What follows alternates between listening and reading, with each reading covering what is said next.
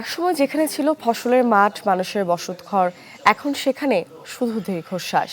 পানি বাড়ায় কুষ্টিয়ার পদ্মা এবং গড়ায় দেখা দিয়েছে তীব্র ভাঙন। চোখের সামনে হারিয়ে যাচ্ছে বহু বছরের স্বপ্ন। দাবি জানান দ্রুত কার্যকর পদক্ষেপের। কোথাও ধসে পড়ছে মাটি, কোথাও পদ্মার স্রোতে একটু একটু করে হারিয়ে যাচ্ছে আবাদি জমি।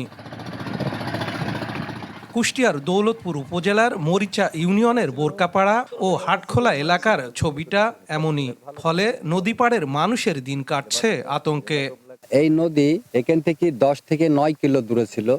বিগত 10 বছরের মধ্যে বর্তমান আমাদের গ্রাম ঘিসিয়ে গেছে। ভাঙতে ভাঙতে আজ আমাদের বাড়ির নিকট চলে আসছে। এই আমরা এত লোক কোথায় যাব? ভাঙছে ভেড়ামারা উপজেলার ফয়জুল্লাপুর, মোসলেমপুর, টিকটিকিপাড়া ও মুন্সিপাড়া এলাকাও। ডিজাইন, এলিগেন্স, বিউটি, সেরা পণ্য সবার জন্য। জেভিকো। নদী গর্ভে তলিয়ে যাচ্ছে কৃষকের স্বপ্ন।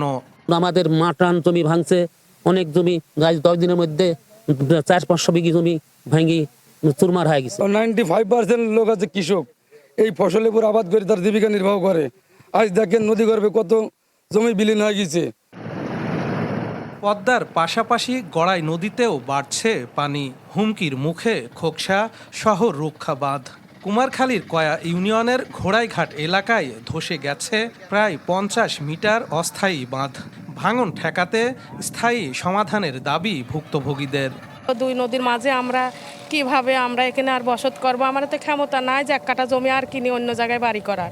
এই নদী ভাঙনে আমরা খুবই কষ্টে আছি, ছেলে পেলে নিয়ে আতঙ্কে রয়েছে, কখন কি এটা হয়ে যায়। আমরা চাচ্ছি যে নদীটা বাইরে আপনারা ঠিকঠাক করে দেন, আমরা যাতে ভালোভাবে বাস করতে পারি।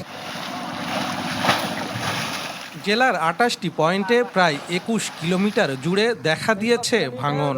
ঝুঁকিপূর্ণ স্থানে জিও ব্যাগ ও জিও টিউব ফেলে প্রতিরোধের চেষ্টা করছে পানি উন্নয়ন বোর্ড।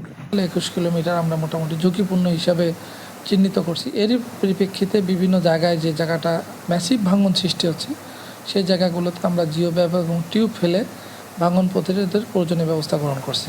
টাকা আরো বরাদ্দ না দিলে কোল দেওয়ার গ্রাম থাকবে না। আমি প্রচুর তদবির চেষ্টা করতেছি। সীমিত সম্পদের মধ্যে আমাদেরকে কাজ করতে হচ্ছে। ভাঙন কবলিত এলাকা ছেড়ে নিরাপদ স্থানে যাওয়ার আহ্বান স্থানীয় প্রশাসনের। শরীফ বিশ্বাস, চ্যানেল 24, কুষ্টিয়া।